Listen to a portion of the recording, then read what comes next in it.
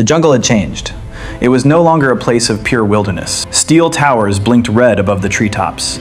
Drones hummed across the sky. The distant glow of a city painted the horizon every night. Yet deep within the forest, life still followed ancient rules. Survive, adapt, trust your instincts. But Kael, the young wolf, had one problem.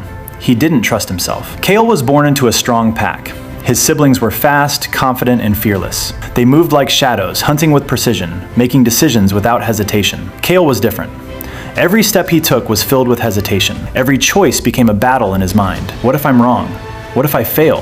What if I'm not enough? Even during simple hunts, he doubted his timing. When the pack lunged forward, Kael paused for just a second too long. That second cost him every time. Move faster, his brother snapped once. Trust your instincts, the alpha growled. But Kael couldn't.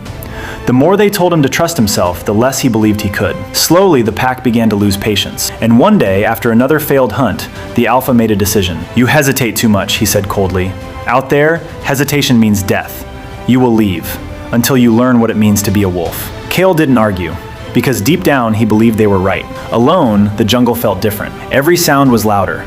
Every shadow felt like a threat. The hum of drones overhead reminded him how exposed he was. The glowing city in the distance felt like a world he didn't belong to. Kael tried to hunt on his own, but doubt followed him everywhere. He spotted a rabbit once. Perfect opportunity. His body tensed, muscles ready. Then the voice came. You'll miss. You always miss. Don't try. He hesitated. The rabbit escaped. Days passed.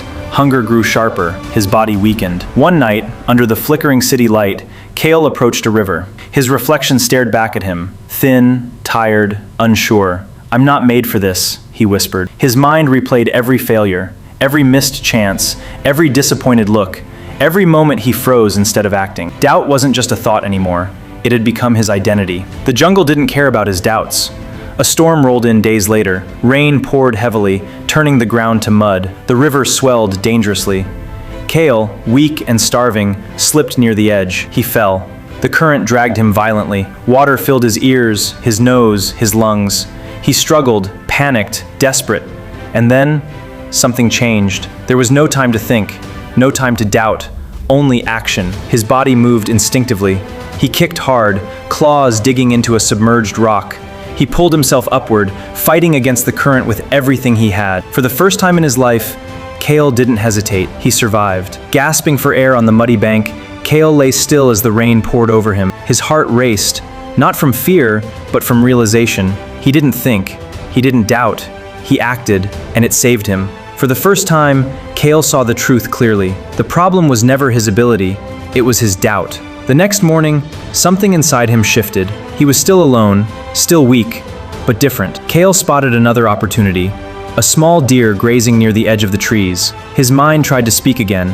You can't do this. But this time, he didn't listen. He moved. Fast, direct, certain. No hesitation. The hunt wasn't perfect.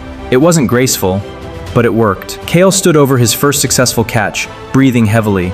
Not because he was strong, but because he finally trusted himself. Days turned into weeks. Kael grew stronger, not just in body, but in mind. He still felt doubt sometimes, but he no longer obeyed it. He understood something powerful. Doubt would always exist, but it didn't have to control him.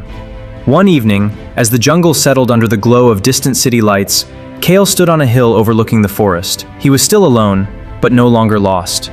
Because now, wherever he went, he carried something stronger than fear. He carried trust in himself. Moral of the story: doubt is the biggest enemy. It doesn't weaken your ability, it convinces you that you have none. The moment you stop listening to doubt is the moment you start becoming who you were meant to be.